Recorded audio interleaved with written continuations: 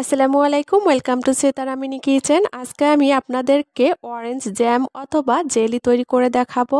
বাজারে এখন কম দামে প্রচুর পরিমাণে ফ্রেশ কমলা পাওয়া যাচ্ছে। আপনারা চাইলে এভাবে করে স্বাস্থ্যসম্মত জেলি অথবা জ্যাম বানিয়ে নিতে পারেন অল্প কিছু সময়ের মধ্যেই। এখানে আমি কোনো প্রকার food colour, agar agar powder অথবা জেলোটিন ছাড়াই এই জেলিটি আপনাদেরকে বানিয়ে দেখাবো।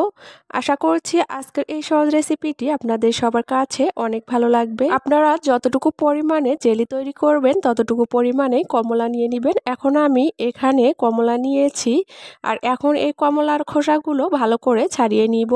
নেওয়ার পরে এখন কমলাগুলো মাঝখান দিয়ে এভাবে করে কেটে নিব। কেটে নেওয়ার পরে এখন কমলার জুসটা বের করে নিব। এর জন্য এখানে একটা ছাঁকনি নিয়েছি, আর একটা চামচ দিয়ে এভাবে করে চেপে নিলেই দেখা যাবে যে জুসটা বেরিয়ে আসবে। আপনাদের হাতের কাছে যদি জুসার থাকে আপনারা তাহলে সেভাবে করে জুস বের করে নিতে পারেন। আর এভাবে করে আমি জুস বের করে নিয়েছি, আর এখানে আমি এক বাটি জুস বের করে নিয়েছি। তবে অবশ্যই মনে রাখবেন যে বাটি দিয়ে এই কমলার রসটা মেপে নিবেন সেই বাটি দিয়েই এক বাটি চিনি এই জুসের মধ্যে দিয়ে দিতে হবে। এখন একটা প্যানের মধ্যে ওই বাটি দিয়েই এক বাটি চিনি দিয়েছি।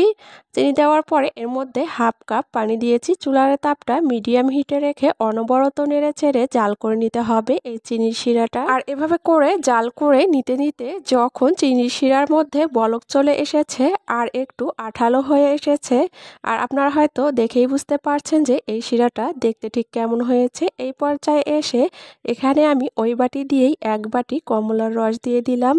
এখন চুলার তাপটা মিডিয়াম হিটে রেখে কিছুক্ষণ পর পর নেড়ে চেড়ে যেতে হবে আর জাল করে নিতে হবে। আর ততক্ষণ জাল করে নিব যতক্ষণ না এগুলো একটু ঘন হয়ে আসছে।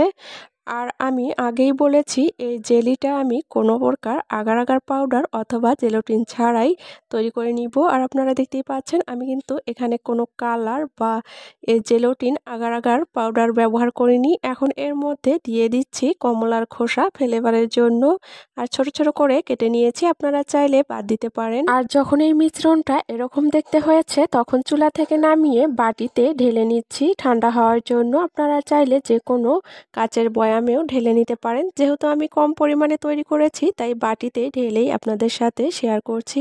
অপেক্ষা করছি এই জেলিগুলো ঠান্ডা হওয়া পর্যন্ত। আর দেখতেই পাচ্ছেন এগুলো ঠান্ডা হয়ে এসেছে। আপনারা চাইলে আরো বেশিক্ষণ রেস্টে দিয়ে আরো ঘন করে নিতে পারেন, তবে আমার কাছে এরকম করেই এই জেলিটা তৈরি করে নিলে ভালো লাগে। এখন আমি পাউরুটির মধ্যে লাগিয়ে নিব। আপনারা চাইলে এভাবে করে এই জেলি অথবা জ্যাম তৈরি করে সংরক্ষণ করে রেখে দিতে পারেন। আর এই স্বাস্থ্যসম্মত জেলিটি কিন্তু বাচ্চারা খেতে অনেক পছন্দ করে। আপনারা দেখতেই পারলেন যে এই জেলিগুলো কত কম সময়ের মধ্যে মাত্র 2টি উপকরণ দিয়েই ঝটপট তৈরি করে নেওয়া যায়। যেখানেই বিদায় নিচ্ছি, সবাই অনেক বেশি ভালো থাকবেন, সুস্থ থাকবেন। আল্লাহ হাফেজ।